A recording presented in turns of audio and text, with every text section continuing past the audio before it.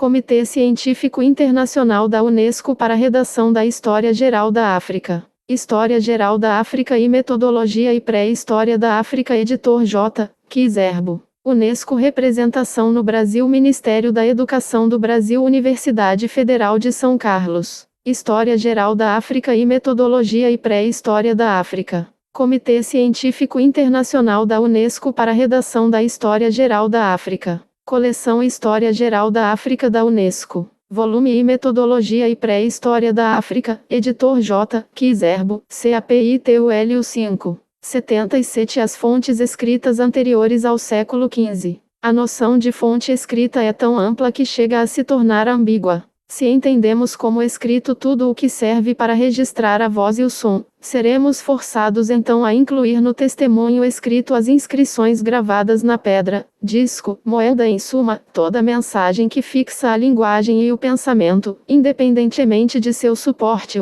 Isto nos levaria a aludir neste capítulo à numismática, à epigrafia e outras ciências auxiliares que, a rigor, se tornaram independentes da esfera do texto escrito. Portanto, restringiremos nossa investigação ao que é traçado ou impresso em signos convencionais sobre qualquer tipo de suporte. Papiro, pergaminho, osso, papel. Trata-se, já, de um imenso campo de pesquisas e de reflexões. Primeiramente, porque cobre um período que começa com a invenção da escrita e termina no limiar dos tempos modernos, século XV. Depois, porque abrange um continente inteiro, com diversas civilizações justapostas e sucessivas. E, por fim, porque as fontes são de línguas, tradições culturais e tipos diferentes. Examinaremos os problemas gerais suscitados por essas fontes, análises por períodos, regiões, tipos, antes de estabelecer um inventário crítico. Undain, A. 1961,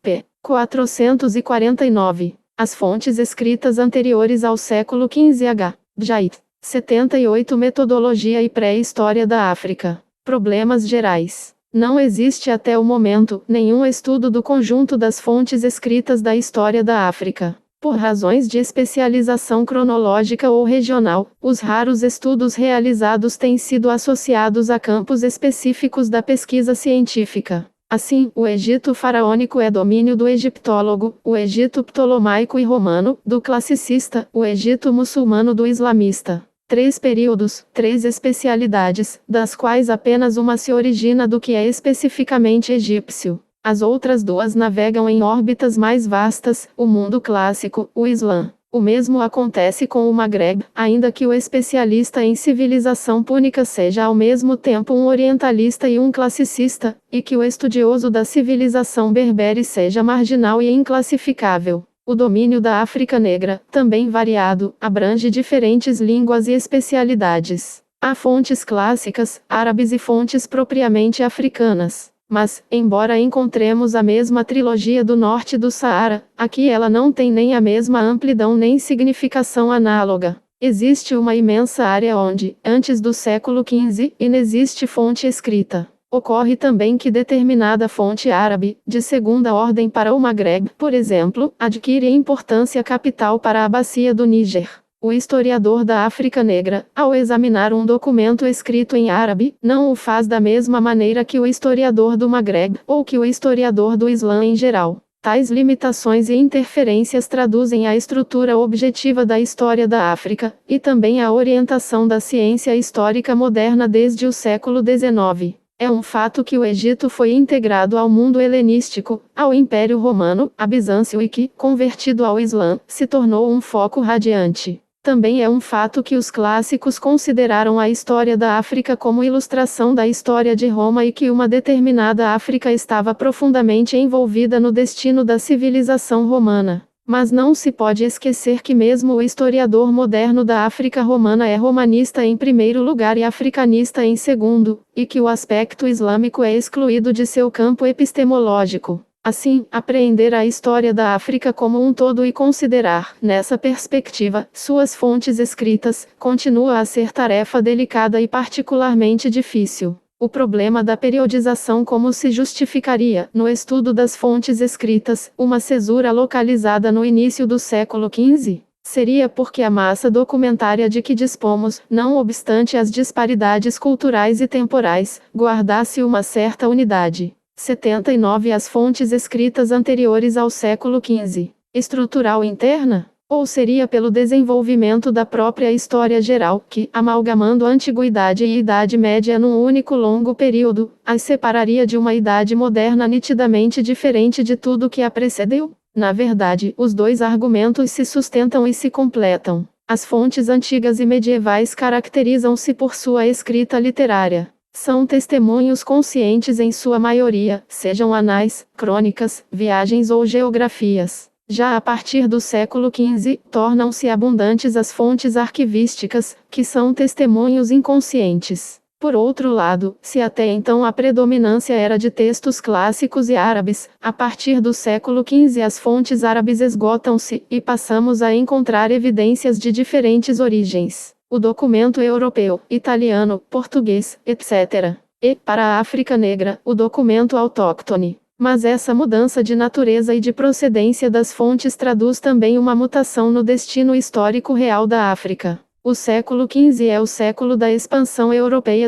Os portugueses chegam às costas da África Negra em 1434. 20 anos antes, 1415, já haviam se estabelecido em Ceuta, 3. No que diz respeito à orla mediterrânica e islâmica da África, Magreb, Egito, entretanto, a ruptura entre duas idades históricas já aparece no século XIV, quando essa região sentia os efeitos da lenta expansão do Ocidente assim como a ação de forças internas de decomposição. Mas o século XV foi decisivo porque esgotou as fontes extremo-orientais do comércio muçulmano, determinando, assim, o fim de seu papel intercontinental. Daí em diante, o Islã afro-mediterrâneo caminha rapidamente para a decadência. O terminus ad quem do século XV é, assim, amplamente justificado desde que não o interpretemos muito rigidamente. Poderia, talvez, encontrar melhor justificação se o deslocássemos para o início do século XVI. Isto posto, dividiremos a época em estudo em 3 períodos principais, levando em consideração a dupla necessidade de diversidade e de unidade. A Antiguidade até o Islã. Antigo Império até 622. A Primeira Idade Islâmica. De 622 até a metade do século XI, 1050. A Segunda Idade Islâmica. Do século XI ao século XV. Aqui, a noção de antiguidade certamente não se compara à que vigora na história do Ocidente, na medida em que só se identifica parcialmente com a antiguidade clássica. O período não se encerra com as invasões bárbaras, mas 2R. Mauni propõe a data de 1434, que é a data da expansão marítima portuguesa pela África Negra. Le probum des sources de l'histoire de l'Afrique noire jusqu'à la colonisation européenne. In 12 Congresso Internacional das Ciências Históricas. Viena, 29 Agosto 57, 1965.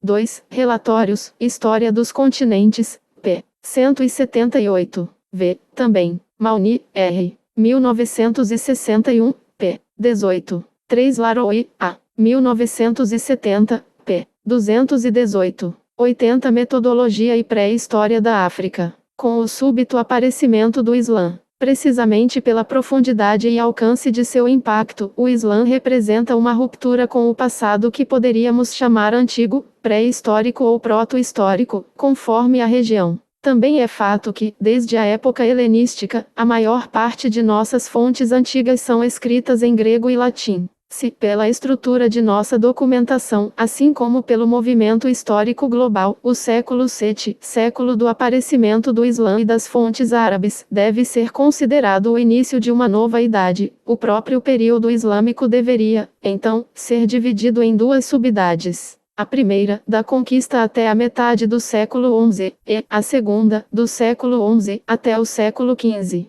Na história da África ao norte do Saara, a primeira fase corresponde à organização da região segundo o modelo islâmico e à sua ligação com um império multicontinental, Califado Omíada, Abássida, Fatímida. Em compensação, a segunda fase é testemunha do ressurgimento de princípios de organização autóctone, ao mesmo tempo que, do ponto de vista da civilização, se opera uma profunda transformação. Em relação ao Maghreb, a metade do século XI é a época da formação do Império Almorávida, da autonomia reconquistada pelos Zíridas, e da consequente invasão ilaliana. No Egito, a cesura política situa-se um século mais tarde, com os Ailbidas. Mas é nessa época que os grandes centros de atividade do comércio transportam-se do Golfo Pérsico para o Mar Vermelho e que, progressivamente, se estabelece um quadro de intercâmbios, em escala mundial, cujo alcance é considerável. Ao sul do Saara, é também no decorrer do século XI que se desenvolvem relações permanentes com o Islã, especialmente no plano comercial e religioso.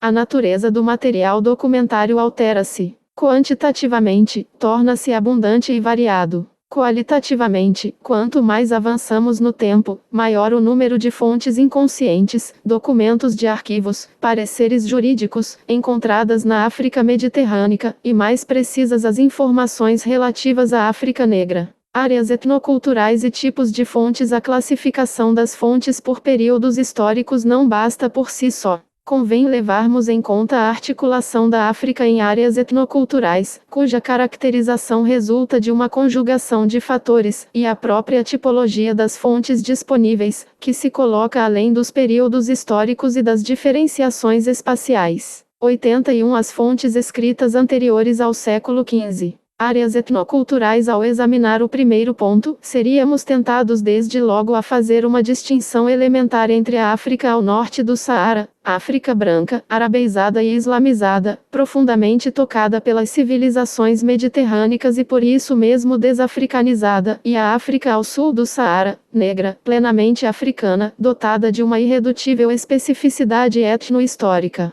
Na verdade, sem negar a importância dessa distinção, um exame histórico mais aprofundado revela linhas de divisão mais complexas e menos nítidas. O Sudão senegalês e nigeriano, por exemplo, viveu em simbiose com o Maghreb árabe-berbere e, do ponto de vista das fontes, está muito mais próximo do Maghreb que do mundo bantu. Acontece o mesmo com o Sudão nilótico em relação ao Egito, e com o chifre oriental da África em relação ao sul da Arábia. Assim somos tentados a opor uma África mediterrânea, desértica e de savana, incluindo o Maghreb, o Egito, os dois Sudões, a Etiópia, o chifre da África e a costa oriental até Zanzibar, a uma outra África animista, tropical e equatorial, bacia do Congo, costa guineense, área do Zambeze e Limpopo, região interlacustre e, finalmente, a África do Sul. E é verdade que essa segunda diferenciação se justifica, em grande parte, pelo critério de abertura para o mundo exterior e, nesse caso, pela importância da penetração islâmica.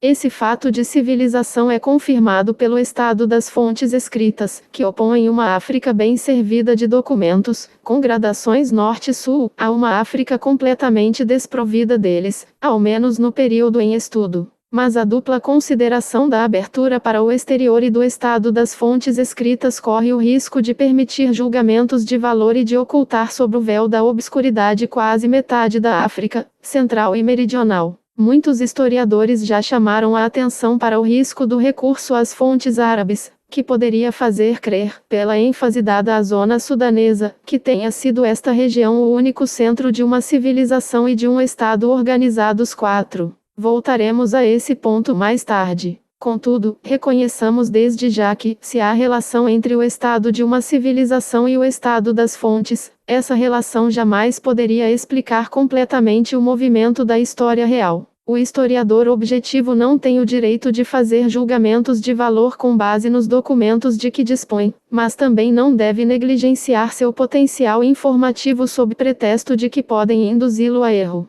Se uma história geral, que abrange a totalidade do período histórico, apoiando-se em todos os documentos disponíveis, pode atribuir tanta importância a 4 Beck, I. 1965, p. 311. 82 Metodologia e Pré-História da África. Bacia do Zaire quanto a do Níger ou ao Egito, um estudo que se limite às fontes escritas até o século XV não poderia fazê-lo. Considerando todas estas observações, podemos operar a seguinte estruturação regional: A. Egito, Cirenaica, Sudão Nilótico. B. Maghreb, incluindo a franja norte do Saara, as zonas do extremo ocidente, a Tripolitânia e o Fezzan. C. Sudão Ocidental, no sentido amplo, isto é, até o Lago Chade em direção a leste e incluindo o sul do Saara. D. Etiópia, Eritreia, Chifre Oriental e Costa Oriental. E. O resto da África, ou seja, o Golfo da Guiné, a África Central e o sul da África. Essa classificação tem a vantagem de não opor duas Áfricas. Estrutura o continente segundo afinidades geohistóricas orientadas dentro de uma perspectiva africana, mas leva também em consideração o caráter particular das fontes escritas de que dispomos. Em termos de fontes escritas, a África Central e Meridional, por mais rica em civilização que possa ser, faz pobre figura em comparação com a menor fração das outras unidades regionais, Fezzan ou Eritreia, por exemplo. Por outro lado, não há dúvida de que, além da solidariedade geral que aproxima as fontes da África conhecida, há uma solidariedade específica e mais nítida em nossa informação sobre cada uma das zonas delimitadas acima. Um inventário detalhado deveria, então, passar em revista os textos, simultaneamente por períodos e por regiões, mas reconhecendo previamente que, através das áreas, e em menor grau, através dos períodos históricos, essas fontes se resumem apenas a algumas línguas, a certos tipos limitados, não provêm sempre da área de que tratam, nem são sempre contemporâneas do que descrevem. Tipologia das fontes escritas. São inúmeras as línguas em que foram escritos os documentos que chegaram até nós, mas nem todas têm a mesma importância. As mais utilizadas, aquelas em que foi veiculada a maior quantidade de informação são o egípcio antigo, o berbere, as línguas etíopes, o copta, o swahili, o hausa, o fulfulde. As línguas mais prolíficas são as de origem não africana. Grego, latim, árabe, ainda que acolhido como língua nacional por inúmeros povos africanos. Se classificarmos os documentos numa ordem hierárquica que leve em conta ao mesmo tempo a quantidade e a qualidade da informação, obteremos a seguinte: 83 as fontes escritas anteriores ao século XV. Lista aproximativa: árabe, grego, latim, egípcio antigo, hierático e demótico, copta, hebraico, aramaico, etíope, italiano, swahili, persa, chinês, etc. Em termos cronológicos, nossas primeiras fontes escritas são os papiros hieráticos egípcios datando do Novo Império, mas cuja primeira redação remontaria ao início do Médio Império, início do segundo milênio, em particular, o papiro conhecido sob o título de Ensinamentos para o Rei Merikari V. Seguem-se os papiros e os ostraca do Novo Império, também em egípcio hierático. As fontes gregas, que remontam ao século VII antes da era cristã e prosseguem, sem interrupção, até a época mais recente, que coincide, aproximadamente, com a expansão do Islã, século VII da era cristã. As fontes em hebraico, Bíblia, e em aramaico, judeus de Elefantina, que datam da 26ª dinastia. Os textos demóticos, da época ptolomaica. A literatura latina, a literatura copta, em língua egípcia, mas empregando o alfabeto grego enriquecido com algumas letras, que tem início no século III da era cristã. Fontes em árabe, chinês 6, talvez persa, italiano, e, mais tarde, em língua etíope, na qual o mais antigo documento escrito remonta ao século III e VII. B. Classificadas por gêneros, as fontes de que dispomos dividem-se em fontes narrativas e em fontes arquivísticas, umas conscientemente consignadas com o objetivo de deixar um testemunho, outras participando do movimento normal da existência humana. No caso da África, com exceção do Egito, mas incluindo o Magreb, as fontes narrativas são representadas quase que exclusivamente pelos documentos escritos até o século XII.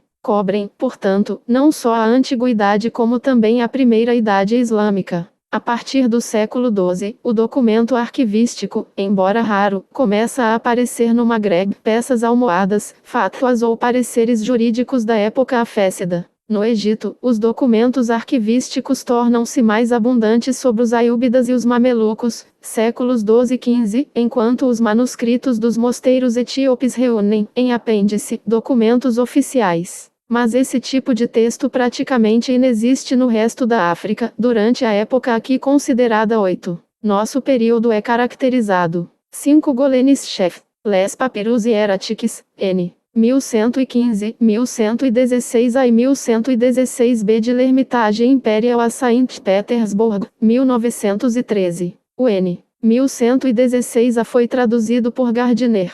In Journal of Egyptian Archaeology, Londres, 1914, p. 22 e segs. Cf. A esse respeito Drioton, e Vandier, J. 1962, p. 226. 6. Existe um texto chinês datado da segunda metade do século XI, mas o essencial das fontes chinesas, ainda a ser explorado, diz respeito ao século XV e à costa do leste africano. Pode-se notar também os seguintes trabalhos: do Ivendak, J. J. L. 1949. Irt. F. 1909-1910. Filesi, T. 1962. Libra 1963. Oeatley, P. 1964. Sete Selassie, S. H. 1967, p. 13. 8 Dispomos de Marrans, cartas patente emitidas pelos reis do Bornu e que datariam do fim do século XI.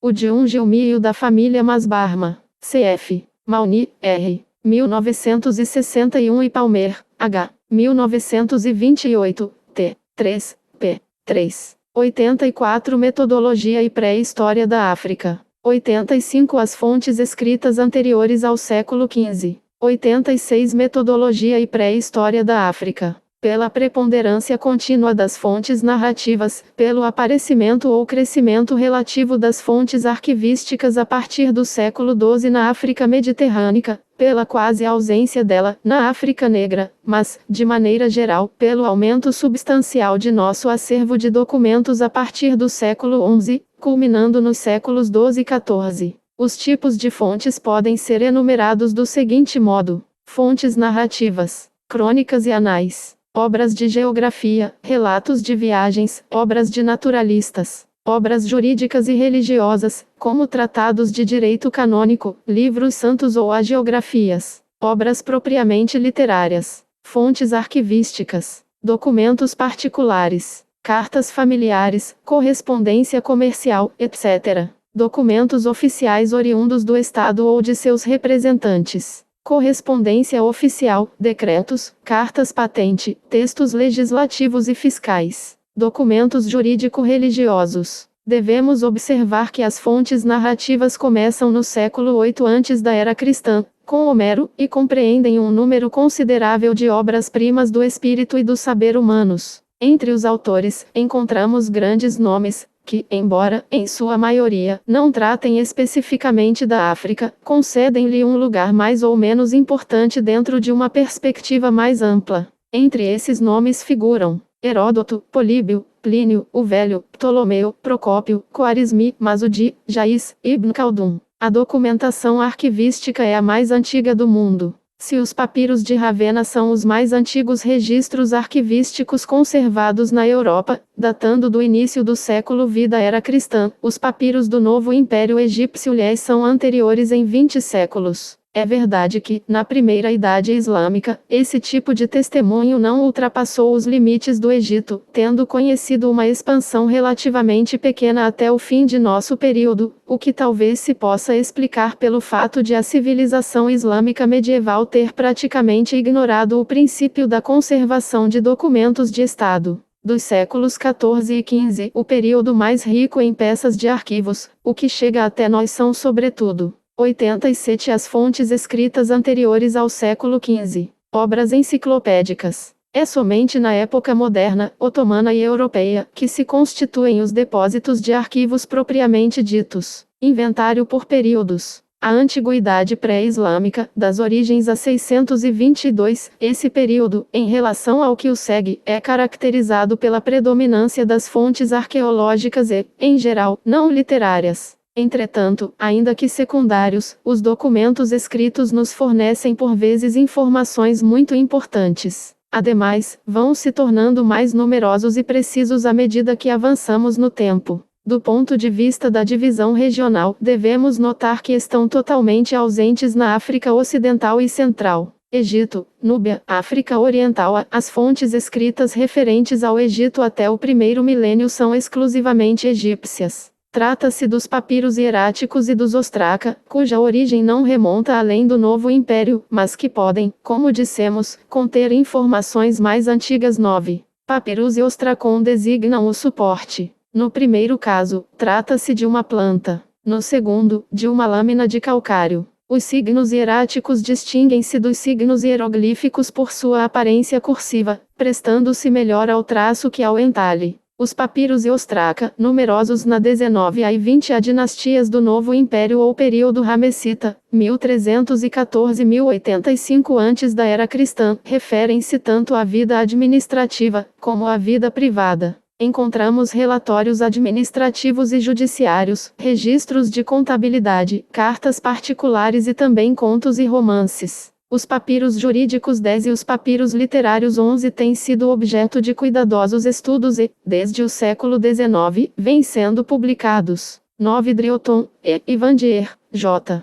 1962, p. 79. Eoyote, J. L'Egypte ancienne. In. Histoire universale. Col. Pleiade. 10 Entre os documentos jurídicos, temos o papiro Abbott, os papiros Amherst e Mayer, igualmente o de Turim, nos quais se baseia nosso conhecimento dos reinados de Ramsés IX, X e XI. São publicados. Cf. Select Papyri in the Hieratic Character from the Collections of the British Museum, Londres, 1860. Newberry. The Amherst Papyri, Londres, 1899. Pet. The Mayer Papyri, Londres, 1920. Pet. The Great Tombs Robberies of the 20th Egyptian Dynasty. 2v. Oxford, 1930. 11 A coleção do British Museum é rica em papiros literários. Encontramos, por exemplo, o Conto da Verdade e da Mentira, o de Horus e de Set. G. Posener, grande especialista no assunto, elaborou uma lista quase completa das obras literárias egípcias e chegou a 85 títulos. Revue d'Egyptologie v. 1951, p. 2748. G. Posener publicou, ainda, Ostracus. Catalogue 10 Ostraca Hieratics Literaires de Deir el Medine, Cairo, 1934-1936. 88 Metodologia e Pré-História da África. Nossos conhecimentos a respeito da Núbia e do país de Punt baseiam-se unicamente em material arqueológico e epigráfico, desenhos murais em particular, não se tendo encontrado fontes escritas até o presente momento. B. No primeiro milênio antes da era cristã, especialmente a partir do século V, diversifica-se e se altera a contribuição de nossas fontes. Os documentos narrativos somam-se aos documentos arquivísticos e, em certos momentos, substituem-nos. Um exemplo é o Livro dos Reis, fragmento do Antigo Testamento, que nos dá informações preciosas sobre o advento da 22 dinastia, cerca de 950, e continua a ser de grande utilidade para todo o período seguinte, isto é, até o domínio persa, 525. O Livro dos Reis recebeu uma primeira redação antes da destruição de Jerusalém, ou seja, antes de 586-12, e foi retocado durante o exílio, mas reproduz tradições que remontam ao início do primeiro milênio antes da era cristã.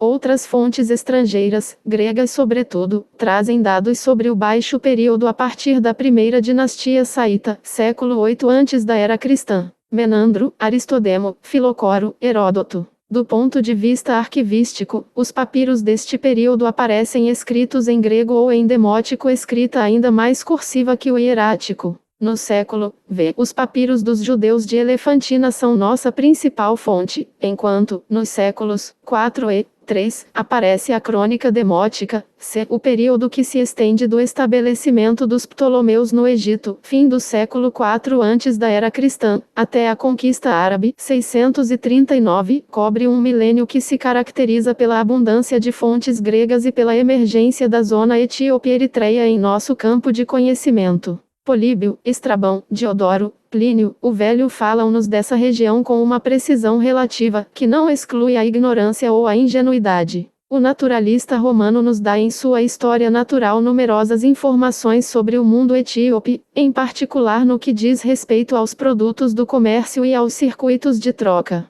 É obra de compilação, certamente de valor desigual, mas rica em detalhes. A informação de que dispomos torna-se mais precisa no meio milênio que se segue ao aparecimento do cristianismo. O Egito, como sabemos, passa a ser, no século II, o foco principal da cultura helenística, sendo muito natural que tenha produzido historiadores, geógrafos, filósofos e padres da Igreja. Integrado politicamente ao Império Romano, depois bizantino, o Egito era objeto de inúmeros escritos latinos ou gregos externos, de ordem narrativa ou arquivística, Código de Teodósio, por exemplo, ou Novelae de Justiniano. Notemos também 12 Lodes, a Les Proptes de Israel et les Débuts do Judas Me, Paris, 1950, p. 7. Drioton e Vandier, op. cit. Paz. Dorece, 1971, t. 1, p. 4761. 89 As fontes escritas anteriores ao século XV, que a corrente papirológica não se esgota. Dessa massa documentária interna e externa emergem algumas obras de especial importância. A Geografia de Ptolomeu, 140 aproximadamente, 13. O Périplo do Mar da Eritreia 14, obra anônima que calculamos ter sido composta em cerca de 230, datada anteriormente do século I. A Topografia Cristã 15 de Cosmas Indicopleustes, 535 aproximadamente. Esses escritos representam a base de nossa informação sobre a Etiópia e o chifre oriental da África. No conjunto, esta breve exposição aponta dois descompassos: o das fontes escritas em relação aos outros tipos de documentos, e o do nosso conhecimento do Egito em relação ao nosso conhecimento da Núbia e do mundo eritreu. O Magreb Antigo. A história escrita do Magreb Antigo nasceu do encontro de Cartago com Roma. Isso significa que não dispomos de nenhum documento importante anterior ao segundo século antes da era cristã.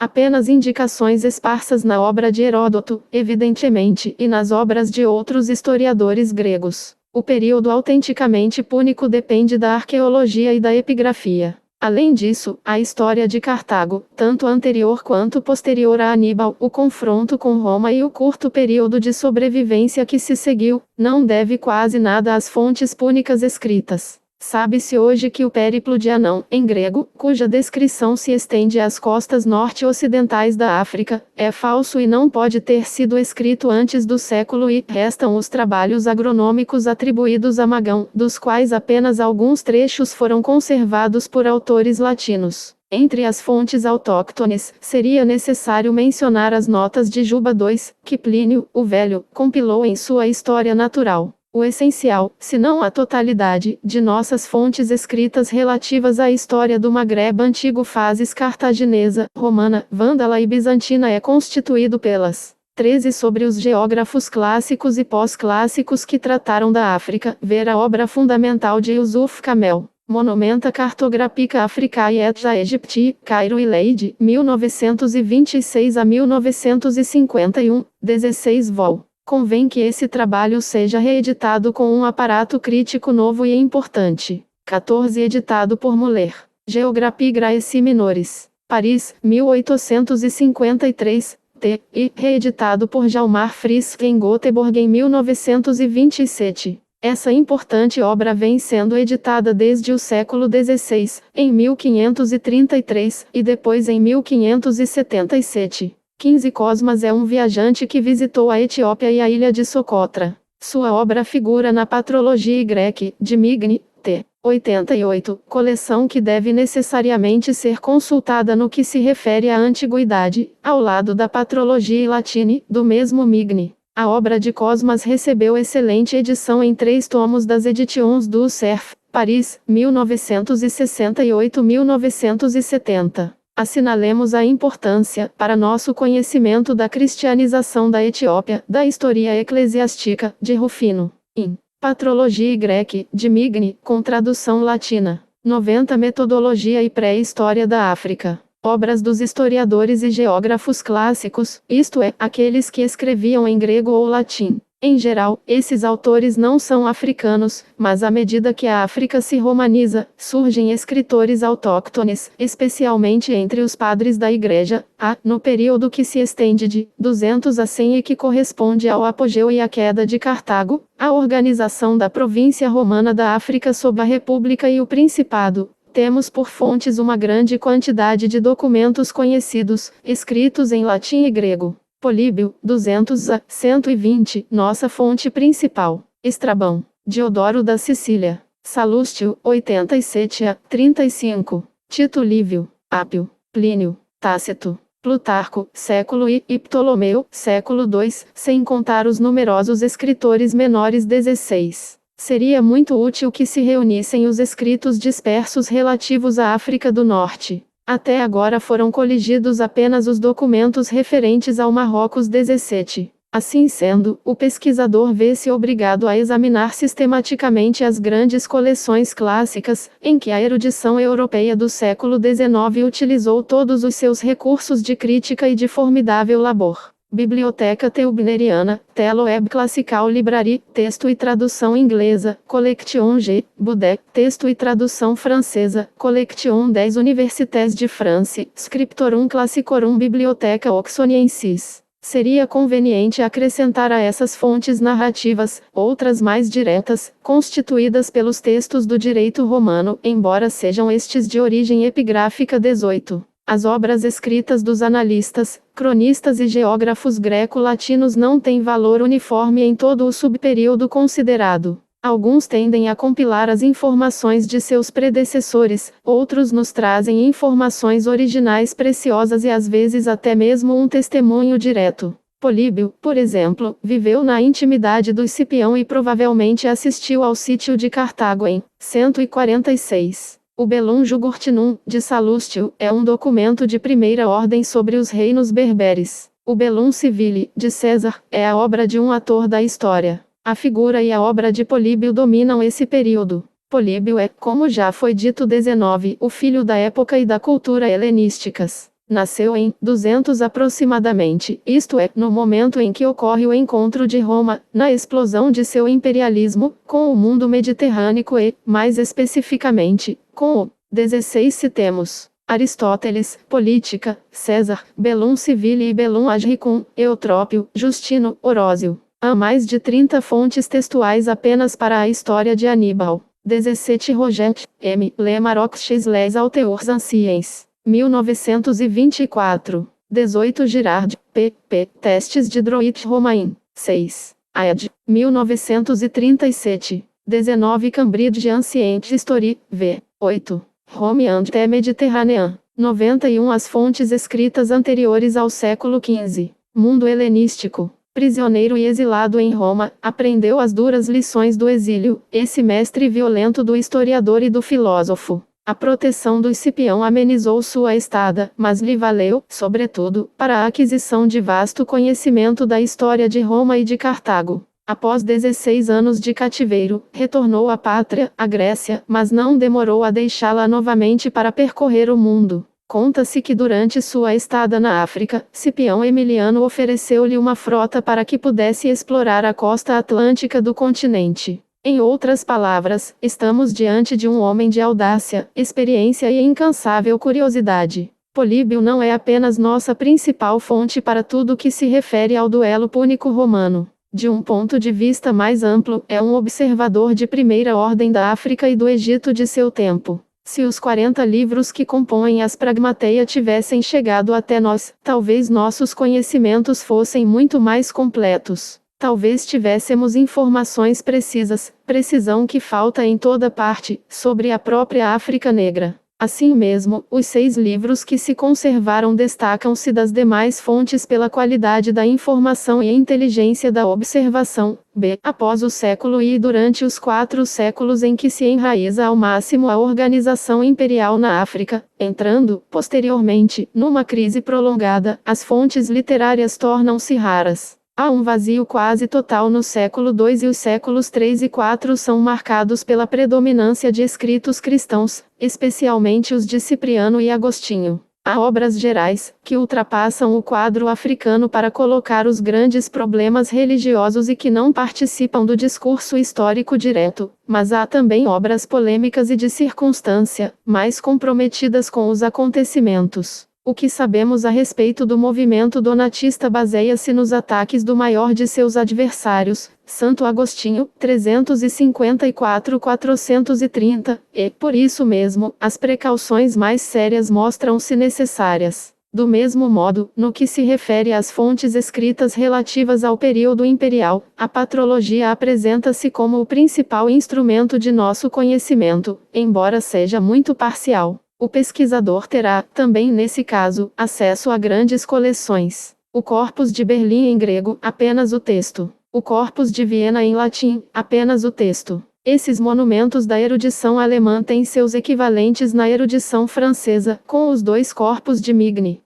A patrologia grega, texto e tradução latina. A patrologia latina, apenas o texto latino. 92 Metodologia e pré-história da África. O intermédio vândalo, a reconquista bizantina e a presença bizantina durante mais de um século levaram um número maior de escritores a registrar os acontecimentos. Os documentos chamados menores são abundantes. Aparecem as fontes arquivísticas, correspondência, textos legislativos. Além do mais, temos a sorte de contar com um observador fecundo e talentoso. Procópio, século V, que é, sem dúvida alguma, nossa fonte fundamental com seu de belo vandalico. Recorreremos à coleção bizantina de Bonn e, secundariamente, aos Fragmenta Historicorum Graecorum, para os textos gregos. Os numerosos textos latinos encontram-se na patrologia latina. As obras de São Fulgêncio apresentam certo interesse para o conhecimento do período vândalo, ou nas Monumenta Germanica Historica, autores Antiquissimi 20, outro monumento da erudição alemã, que reagrupa as crônicas menores do período bizantino. Cassiodoro, Próspero Tiro, e sobretudo Victor de Vita e Coripo. Estes dois autores merecem a maior atenção, o primeiro para o período vândalo, o segundo para o período bizantino, pois penetram no interior do continente, fazendo emergir da obscuridade essa África por tanto tempo esquecida. 21. Em sua obra clássica sobre a África bizantina, Charles Dyell mostrou como se podia utilizar conjuntamente o material arqueológico e textual para se obter a mais completa representação da realidade histórica. Utilizou o maior número possível de fontes escritas. Primeiramente Procópio, depois Coripo, mas também Agatias, Cassiodoro, Jorge de Chipre 22, as cartas do Papa Gregório Magno e documentos jurídicos, tais como as Novellae e o Código Justiniano, tão úteis no estudo da vida econômica e social. Parece pouco provável que se possa enriquecer, com novas descobertas, a lista estabelecida de nossos documentos escritos.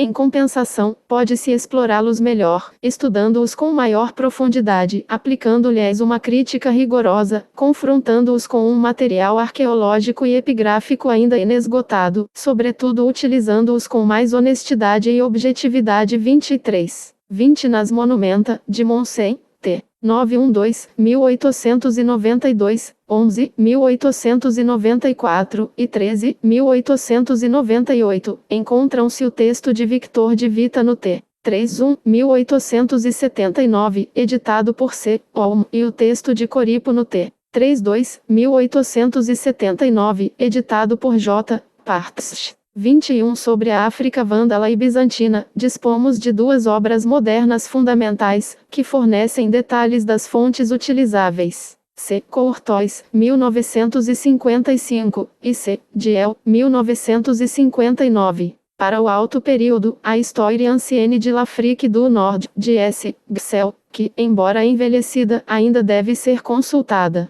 22 Descriptio Orbis Romani, ed. Geuser. 23 sobre as distorções advindas de uma leitura parcial dos textos. A crítica da historiografia ocidental apresentada por Abdallah Laroui é tão pertinente quanto bem informada. 1970. 93 As fontes escritas anteriores ao século XV. A África saariana e ocidental a rigor. Não dispomos de nenhum documento digno de confiança sobre a África negra ocidental. Admitindo com Mauni 24 que os antigos cartagineses, gregos, romanos não ultrapassaram o Cabo Jubi e a latitude das Ilhas Canárias, o que é mais que provável, somos levados a concluir que as informações transmitidas por suas obras referem-se ao extremo sul marroquino. Certamente alcançam a fronteira do mundo negro, mas não o penetram. O périplo de Anão é falso, se não inteiramente, ao menos em grande parte. 25. É um documento composto, em que se misturam dados tomados de empréstimo de Heródoto, Políbio, Posidônio e do Pseudo-Sila, e que deve datar do século I. As obras desses autores são mais dignas de crédito. Heródoto fala-nos sobre o comércio mútuo que os cartagineses praticavam no sul do Marrocos. O continuador do Pseudo-Sila, século IV, nos dá, por sua vez, informações preciosas sobre as relações entre cartagineses e líbico-berberes. Mas é novamente Políbio que se revela a fonte mais confiável. Os fragmentos de seu texto, interpolados em Plínio, o Velho, oferecem-nos os primeiros topônimos identificáveis da antiguidade. Mas, também nesse caso, sua informação interrompe-se no Cabo Jubi. Seria necessário completá-la, no que se refere ao arquipélago das Canárias, com as notas de Juba II recolhidas por Plínio, Estrabão, Diodoro da Sicília. Os outros historiadores geógrafos do século e antes e depois da era cristã apenas compilaram os autores anteriores, salvo alguns detalhes. Finalmente, no século Li, Ptolomeu, retomando todos seus predecessores, baseando-se principalmente em Posidônio e Marino de Tiro, consigna em sua geografia a evolução máxima dos conhecimentos relativos aos contornos da África na Antiguidade 26. O mapa da Líbia interior, do geógrafo alexandrino, tornou acessíveis as informações recolhidas pelo exército romano, na ocasião de suas expedições punitivas além do Limes até o Fezzan. A de Balbo em 19, a de Flaco em 70, a de Materno em 86, que penetrou mais profundamente no deserto líbio, 27. Nomes de povos e regiões sobreviveram à antiguidade. Mauritânia, Líbia, Garamantes, Getulos, Númidas, Hespérides e até mesmo Níger, empregado por Ptolomeu e retomado por Leão, o africano, e depois pelos europeus modernos. Essa é uma das contribuições de nossos textos. 24 Mauni, R. 1970, p. 8711. 25 id. p. 98. Tauxier, L. 1882, p. 1537. Germain, G. 1957, p. 205-48. 26 Camel, Y. Monumenta, Op. Cit. T. 2. Fasc. I. p. 116 e segs. Mauni, R. L'Ouest Africain chez Ptolemei, nas Actes de l'Aie Conference Internationale des Africanistes de l'Ouest. Bissau, 1947. 27 Marino de Tiro, uma das fontes de Ptolomeu, divulgou o cf. Camel, Y. T. I. 1926, p. 73. 94 Metodologia e Pré-História da África. Que, por outro lado, nos fornecem, mais do que dados reais, a representação que a antiguidade fazia da África. As poucas indicações existentes referem-se ao deserto da Líbia e às costas do Saara Ocidental. Em todos esses textos, a África Negra Ocidental permanece marginalizada. A Primeira Idade Islâmica, 622.050 aproximadamente. A conquista árabe e o estabelecimento do califado tiveram por consequência a unificação de domínios político-culturais anteriormente dissociados, Império Sassânida, Império Bizantino, o alargamento do horizonte geográfico do homem, o remanejamento das correntes de intercâmbio, a penetração de povos até então desconhecidos. Não é, portanto, surpreendente que, pela primeira vez, tenhamos informações mais precisas sobre o mundo negro, tanto do leste como do oeste.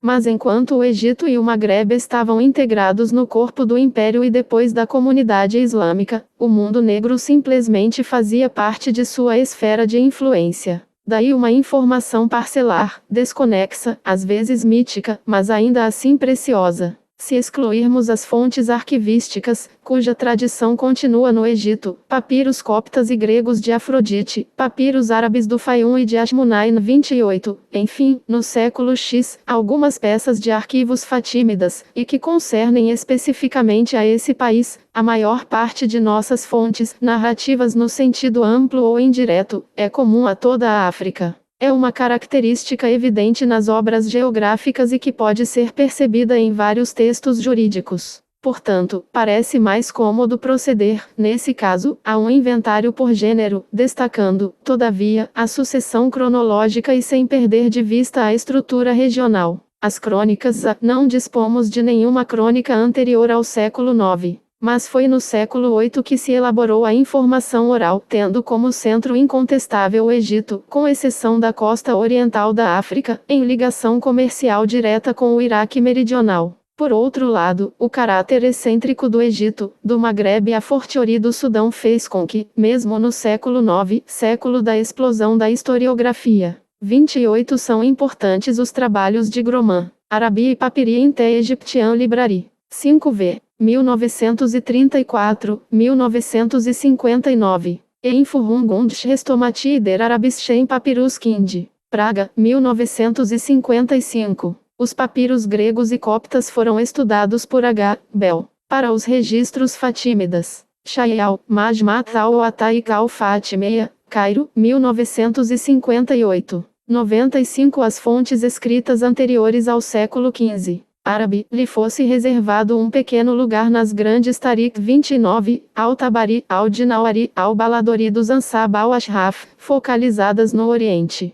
Deve-se fazer exceção a uma crônica até recentemente quase desconhecida, a Tariq de Califa B. Kayat 30. Esse livro não constitui apenas a mais antiga obra de anais árabes. Califa morreu em 240 h. Conservou também materiais antigos negligenciados por al-Tabari, a destacar, principalmente, suas indicações sobre a conquista do Maghreb, enquanto a tradição medinense deixou na obscuridade a conquista do Egito e do Maghreb, dos Magazis dos quais apenas os traços mais evidentes são referidos, de modo conciso, nos Futu al-Buldan de Baladori. Um jurista egípcio dedica-se exclusivamente ao assunto, numa obra que constitui o documento mais importante do século IX. Os Futumis al Maghrib 31, de Ibn Abd al-Hakam, semelhantes a uma crônica ou a uma obra de Magazi, são na realidade uma coletânea de tradições jurídicas que distorcem a informação histórica. 32b, após um século de silêncio 33, 850-950, surge uma obra fundamental que parece não ter sido explorada em todas as suas dimensões.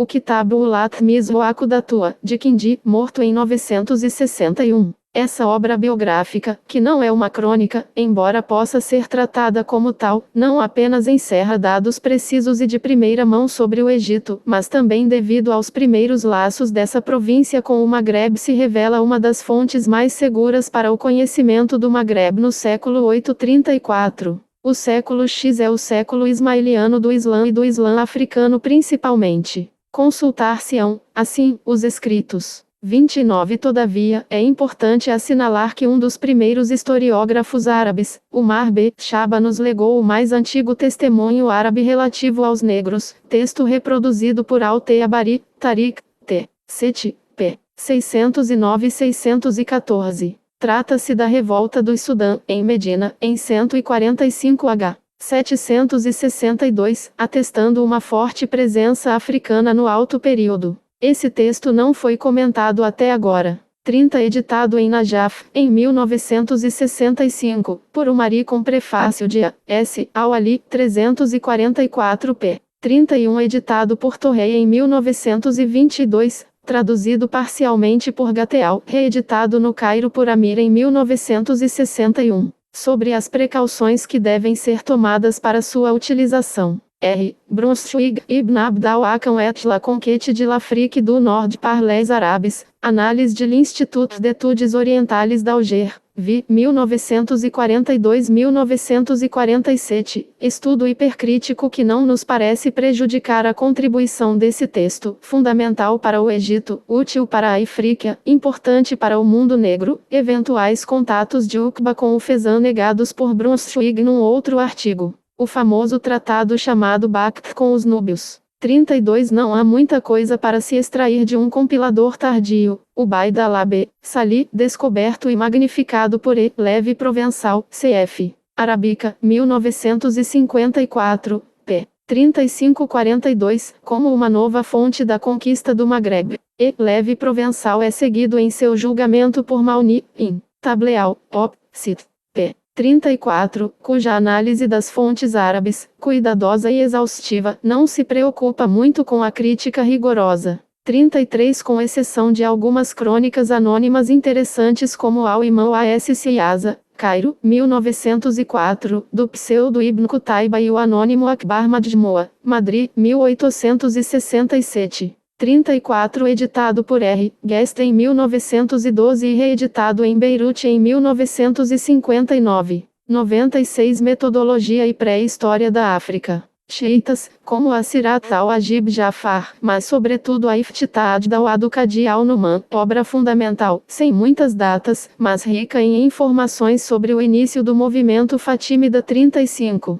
A primeira metade do século XI presenciou a redação do famoso Tariq de al-Haqiq, morto em 1028, fonte fundamental. A obra é considerada perdida, mas o essencial foi retomado por compiladores, como Ibn al-Idari. Recentemente, um fragmento dedicado à alta época ifriquiana, descoberto pelo marroquino Manuni, foi editado em Tunis, 1968, por M. Cabe, sem que, com segurança, possamos atribuí-la a Haqiq 36. Em todas essas crônicas, o lugar reservado à África Negra é mínimo. Além disso, elas exigem do historiador uma crítica rigorosa, uma confrontação constante dos dados, entre si e com os de outra origem. O historiador do Magrebe e do Egito, principalmente, não pode parar nesse ponto. Um conhecimento profundo do Oriente é absolutamente necessário. A utilização dessas fontes deve, então, ser completada com a utilização em profundidade das crônicas orientais clássicas. Fontes geográficas são importantes e numerosas a partir do século IX. Quer pertençam ao gênero cartográfico do Surat al-Ard, ilustrado por Al-Khwarizmi, a geografia administrativa, a categoria dos itinerários e países, Masalik, ou simplesmente a de viagem mais ou menos romanceada, os documentos geográficos escritos em árabe ilustram um desejo de apreensão da totalidade do ecumene. Assim, não é de surpreender que a África Negra esteja representada nessas fontes e que sejam elas elemento fundamental do nosso conhecimento dessa África. A coletânea exaustiva compilada por Kubel e Matviev 37, que se interrompe no século XII, mostra que, dos 40 autores que falaram da África Negra, 21 são geógrafos, e seus textos são os mais ricos em conteúdo. Mas não poderíamos tirar real proveito dessas fontes sem um trabalho crítico preliminar. O historiador da África Negra deve recolocar as obras geográficas árabes dentro de seu contexto cultural próprio. Em que medida, por exemplo, tal descrição corresponde à realidade e em que medida não é reflexo dos temas repetidos do Adab com seus diversos componentes. 38 Qual é a parte da 35 publicado em Tunis por M. Dashraoui e em Beirute. 36M, Talbi negou declaradamente a autoria a al-Haqiq, in Cahiers de Tunisie, 19, 1917, p. 19 e segs. Sem, entretanto, chegar verdadeiramente a convencer. A incerteza, portanto, subsiste. 37 Kubel, L. E Matviev, V.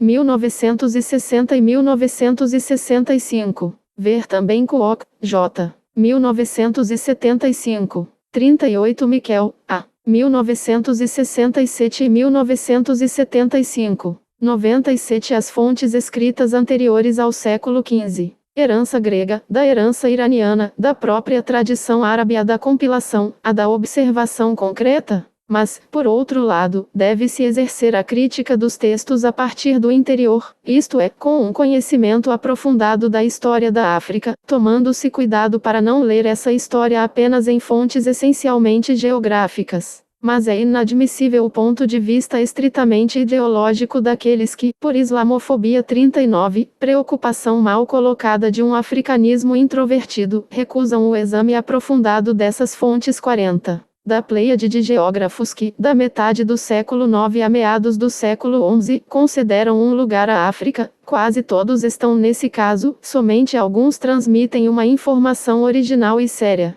Ibn Khordadbeh, Yaqub, morto em 897, Al-Masudi, 965, Ibn al-Qal, 977, Al-Biruni 41. Yaqub viajou pelo Egito e Magreb, deixando-nos um relatório substancial desses países. Tanto na sua Tariq como em seus Buldan 42, encontram-se inúmeras informações relativas ao mundo negro. Sobre a Etiópia, o Sudão, a Núbia, os Beja, os Zenjo. No Sudão, menciona os Sgawa do Kanem e descreve seu habitat. Ao descrever o importante reino de Gana, trata do problema do ouro, assim como, ao falar do Fezzan, refere-se ao problema dos escravos. São ainda mais detalhados os Masalik 43, de Ibn al-Qal, que visitou a Núbia e talvez o Sudão Ocidental. Sua descrição vale, sobretudo, pela ideia que dá das relações comerciais entre o Magrebe e o Sudão. Quase todos os outros geógrafos do século X fazem observações sobre a África Negra. Ibn al-Faqih sobre Gana e Kuki. O viajante Buzurg ibn Sharian sobre a costa oriental e os Zendjo. E Mualabi, que conservou em seu tratado fragmentos de Uswani. Finalmente, o Campos de Ouro de Al-Mazudi, 965, é rico em informações sobre os Zendjo e a costa oriental. Desde cedo, esses 39 ver sobre esse assunto a posição bastante crítica de L. Frobenius e a de J. Roche. Contribution à l'Histoire des Songhai. Dakar, 1953. Que denuncia, sobretudo, a deformação ideológica das crônicas sudanesas. 40 É verdade que esses textos se aplicam sobretudo ao cinturão sudanês e que, por esse motivo, uma leitura unilateral das fontes árabes, sem o auxílio da arqueologia, pode falsear a perspectiva. Mas não se pode dizer que faltava objetividade aos autores árabes. Quanto a lastimar o caráter fragmentário e desordenado de seus escritos, significaria abandonar o ponto de vista do historiador para adotar o do historiador da literatura.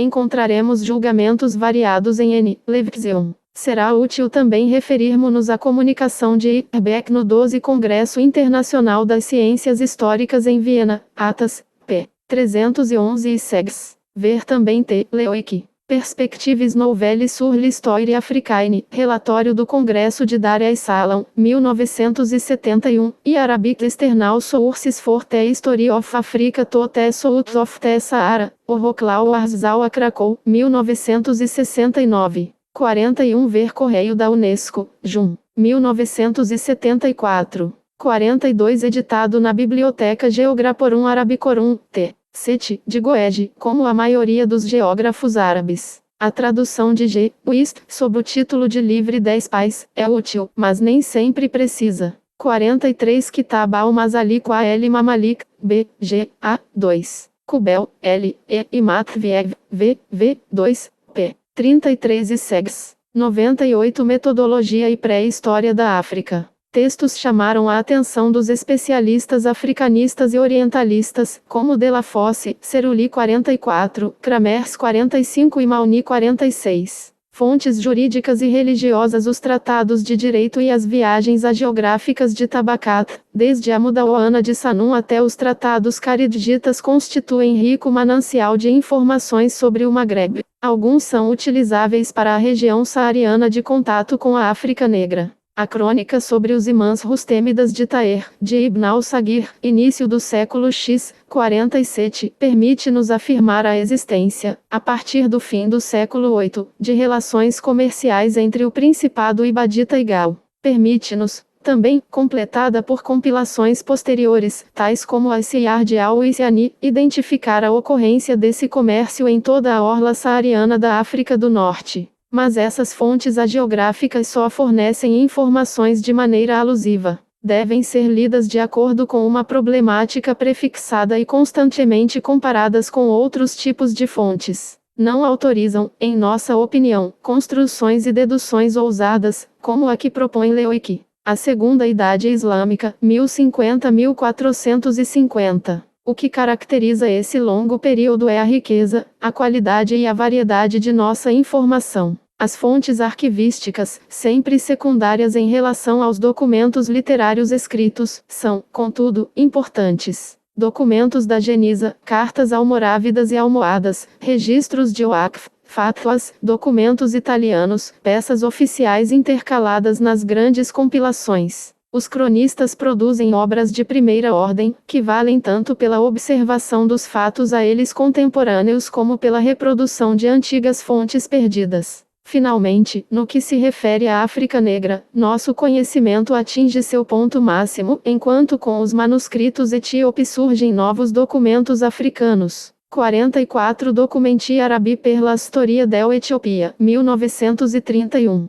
45 Geografia, Enciclopédia do Islã. L'Eritrea Decret dans une source arabe du Chessicle, Atidei 19 Congresso degli Orientalisti, Roma, 1938. 46 O primeiro capítulo de seu tableau é um inventário sistemático das fontes geográficas. 47 publicada nas Actes do Chiv Congress International des Orientalistes, 3 a parte, 1908, e estudada por T. Lewick, 1971, v. 13, p. 119 e segs. 99 As fontes escritas anteriores ao século XV. Fontes arquivísticas valem unicamente para o Egito e o Magreb. Dispomos atualmente dos documentos da Geniza do Cairo, que cobrem toda a época em consideração. A maior parte, entretanto, é do período fatímida e apenas alguns pertencem aos séculos mamelucos. Esses documentos constituem um bric-a-brac de papéis de família, de correspondência comercial, que refletem as preocupações da comunidade judaica do Egito e outros lugares. A utilização dos documentos escritos em língua árabe e em caracteres hebraicos não datados exige um certo número de precauções técnicas. Mas, mesmo como são, eles representam um manancial inesgotável de informações. 48. Pode-se classificar na mesma categoria, a dos arquivos particulares, os registros de Waqf, numerosos para a época mameluca, conservados pelo Cartório do Cairo. 49, assim, talvez, como os fatwas da época aféssida. Por outro lado, os documentos europeus relativos ao Egito e ao Magreb, datados dos séculos XII, XIII e XIV, pertencem em parte ao domínio privado e em parte ao domínio público. São mantidos nos arquivos públicos e privados de Veneza, Gênova, Pisa, Barcelona e consistem de tratados, contratos, cartas, em geral referentes a relações comerciais. Apenas alguns foram publicados por Amari e Maslatri. 50. Oferecem, no conjunto, uma massa documentária capaz de ampliar o campo da investigação no domínio da história econômica e social. Não temos, propriamente dito, arquivos de Estado relativos a essa época. Mas foram conservadas e publicadas peças oficiais almorávidas e almohadas, que lançaram uma nova luz sobre a ideologia e as instituições produzidas pelos dois movimentos imperiais. 51. Começamos, comenta Laroui, a ver o almohadismo de dentro. Já não é impossível escrever uma história religiosa e política da 48 São importantes os trabalhos de S. D. Goitein, artigo Geniza in E. 2. Aed. The Cairo Geniza a Source for Mediterranean Social History. Journal of the American Oriental Society, 1960. S. D. Goitein começou a publicar um estudo muito importante sobre as fontes da Geniza. A Mediterranean Society. The Jewish Communities of the Arab World as Portrayed in the Documents of the Cairo Geniza, v. E. Economics Foundations, Berkeley, Los Angeles, 1967. S. Shaked, A Tentative Bibliography of Geniza Documents. Paris La Haye, 1964.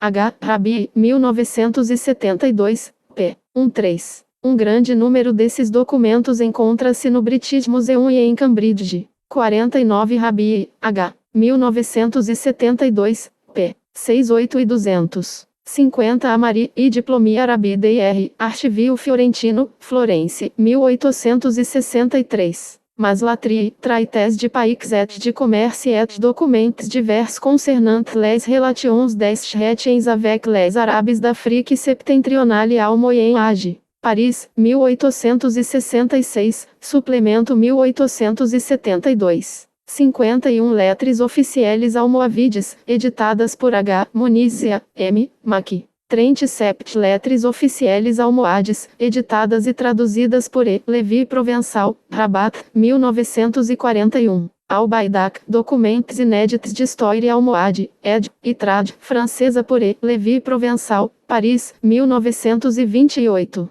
Sem metodologia e pré-história da África. Dinastia 52. De época mais antiga encontramos no Egito enciclopédias histórico-jurídicas que reúnem inúmeros documentos oficiais. A descrição detalhada que nos oferecem das estruturas fiscais e institucionais do Egito provém, em geral, de uma consulta prévia a documentos públicos. Nesse gênero meio arquivístico, meio de crônica, podemos classificar os Kawanin al-Dawawin de Mamati, época Ayúbida, o Minhad de Makhzum, Subal-Shah al-Kalkashandi, século XIV, e as inúmeras obras de al-Makrizi, dentre as quais, os valiosos Kitat, século XV, 53. Al-Makrizi é uma fonte preciosa não só para toda a história do Egito Islâmico, mas também para a história da Núbia, do Sudão e da Etiópia. 54. Fontes narrativas crônicas. Após um século de silêncio, o século XII, no decorrer do qual encontramos quase apenas o anônimo Al-Istibsar e obras menores, os séculos XIII e XIV nos oferecem uma safra de crônicas, ricas em todo ponto de vista, desde o Kamil, de Ibn al-Athir, até o Kitab al-Ibar, de Ibn Khalduri, passando por Ibn al-Idari, al-Nuwairi, Ibn Abizar, al-Dabi.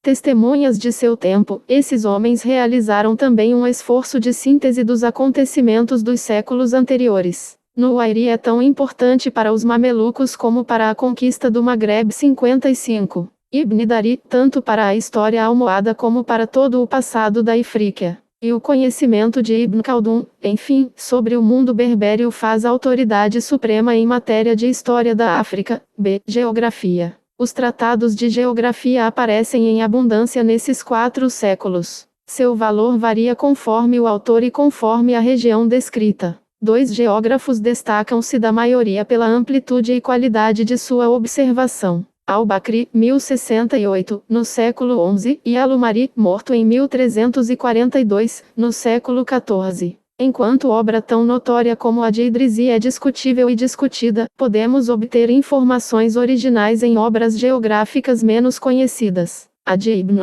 52 Laroui, A. 1970, p. 162. 53 Rabi, H. 1972, p. 1020. 54 O seu Kitab al-Ilmanos dá uma relação dos reinos muçulmanos da Etiópia, emprestada, é verdade, de Umari. Um trecho foi publicado em Leide em 1790 sob o título de Historia Regum Islamicorum em Abissínia. 55 Mas esse fragmento conserva-se, ainda, em manuscrito na Biblioteca Nacional do Cairo. Assinalemos que Ibn Shaddad, autor de uma história, agora perdida, de Cairoan, é considerado uma das fontes principais de Ibn al-Athir e de Nuwairi. Recentemente, foi editada a obra anônima, o Kitab al-Uyun, em Damasco, por M. Saidi, com informações interessantes sobre o Maghreb. 101 As fontes escritas anteriores ao século XV. Said, por exemplo, tão interessante para o Sudão. 56. Os Mazalik e Namalik 57, de Bakri, representam o apogeu de nosso conhecimento geográfico do Maghreb e do Sudão. O próprio Bakri não viajou nessas regiões, mas utilizou inteligentemente as notas de Al-Warraq, hoje perdidas, assim como informações de mercadores e viajantes. O livro de Roger de Al-Idrizi, 1154, no Prelo na Itália, toma emprestado muita coisa de seus predecessores. Confusa quando trata da Etiópia, sua descrição torna-se mais precisa para a África Ocidental. Mas, aqui e ali, aparece uma observação original, às vezes preciosa. A geografia de Ibn Said al-Garnata, antes de 1288, utiliza-se de Idrizi em sua descrição da Etiópia, embora traga, também, informações novas. Mas seu interesse principal deve-se à descrição que faz do Sudão, amplamente baseada nos documentos escritos por um viajante do século XII. Ibn Fatima. A obra capital do século XIV para o historiador da África Negra é a de Al-Umari. Mazalik al-Absar 58.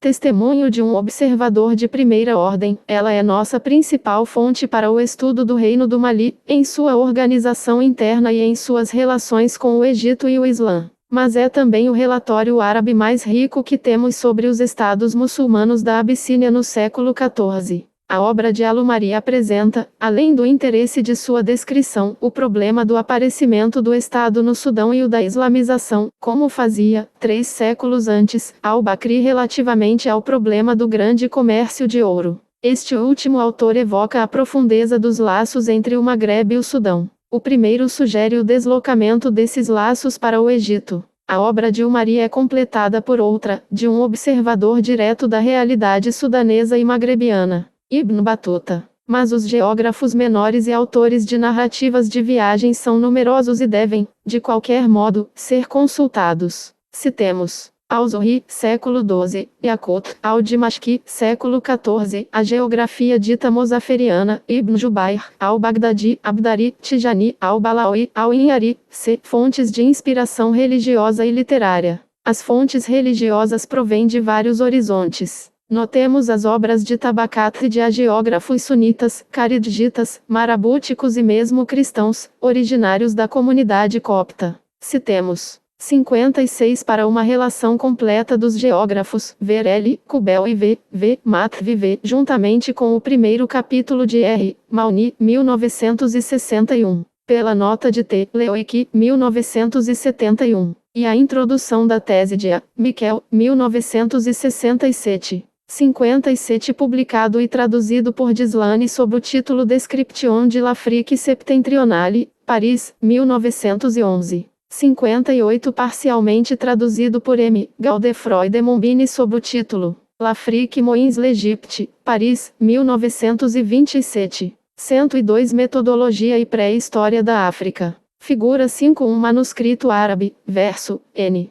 2291, folho 103, Ibn Battuta, 2 à parte, referência ao Mali, Fot. Bible, Nac, Paris. 103 As fontes escritas anteriores ao século XV. Também os manuscritos das igrejas etíopes que reproduzem documentos oficiais em suas margens. Todos esses documentos mostram-se úteis não apenas para o conhecimento da evolução da sensibilidade religiosa e do mundo religioso, mas também para o conhecimento do mundo social. Obras como o Riyad Malik ou os Madarik de Riyad são ricas em observações sociológicas, encontráveis no decorrer da exposição. As fontes caridjitas, como sabemos, são importantes para toda a região saariana do Maghreb, zona de contato com os negros. Al-Isyani, Darjani, Abu Zakaria e mesmo um autor tardio como Al-Shamaki são seus principais representantes. Enfim, toda a massa de material em língua árabe ou em copta, produzida no Egito medieval pela igreja local, traz esclarecimentos sobre as relações entre as igrejas e entre a hierarquia eclesiástica e o Estado. 59. São numerosas as fontes propriamente literárias sobre esse período. Referem-se quase que exclusivamente ao Maghreb e ao Egito. Ainda nessa categoria os Razalain, de Al-Qa e Al-Fadil, e especialmente o grande dicionário de Safadi, Al-Afbiel ou Afayat, ocupam um lugar à parte. Portanto, no que diz respeito à Segunda Idade Islâmica, nossa documentação é abundante, variada e em geral de boa qualidade, em contraste com o período precedente. Na África propriamente islâmica, esses escritos trazem muitos esclarecimentos sobre o funcionamento das instituições e sobre as tendências profundas da história. Já não se contentam em traçar apenas um simples quadro político. No que concerne à África Negra, o século XIV é o período do apogeu de nosso conhecimento. Espera-se, no entanto, que documentos europeus e autóctones nos permitam aprofundar esse conhecimento e ampliá-lo de forma a abranger regiões que até o momento se mantêm na obscuridade. Conclusão. Não seria exato pensar que o estado das fontes escritas do continente africano antes do século XV seja de extrema pobreza, mas a verdade é que, no conjunto, a África é menos provida que a Europa e a Ásia. Todavia, enquanto em uma grande parte do continente não existem fontes escritas, nas regiões restantes o conhecimento histórico é possível e baseia-se, no caso do Egito, numa documentação excepcionalmente rica. Isso significa que uma exploração rigorosa. 59 Patrologia Orientale, coleção essencial. Entre as obras que nos dizem respeito, citemos as de Severo de Alexandria, século I, e de Ibn Mufra, século XI, interessantes para a Etiópia. Kitab Siyar al-Aba al-Batarika. Cf. Também Miguel, o Sírio, ed. Trad. Chabot, 3v. 1899-1910. 104 Metodologia e Pré-História da África. E a tenta desses textos ainda pode contribuir muito, embora não se possam esperar grandes descobertas. É preciso que nos dediquemos com urgência a todo um trabalho de crítica textual, de reedição, de confrontação e de tradução, já iniciado por alguns pioneiros e que deve ser continuado. Por outro lado, ainda que nossas fontes tenham sido redigidas no quadro de culturas universais, cujo ponto focal se situa fora da África, culturas clássicas, cultura islâmica, têm a vantagem de serem em sua maioria comuns a todos, podendo ser lidas numa perspectiva africana, mantidas as devidas ressalvas quando diante de qualquer pressuposto ideológico. Isso é particularmente verdadeiro para o caso das fontes árabes, que continuam sendo a base essencial de nosso conhecimento. Sua exterioridade relativa ou absoluta em relação a seu objeto não diminui em nada seu valor, a não ser pela distância. Não obstante devam ser reconhecidas as diferenças socioculturais, é fato que essas fontes valorizam uma certa solidariedade de comunicação africana, a qual, até agora, islamistas e africanistas nem sempre têm se mostrado sensíveis.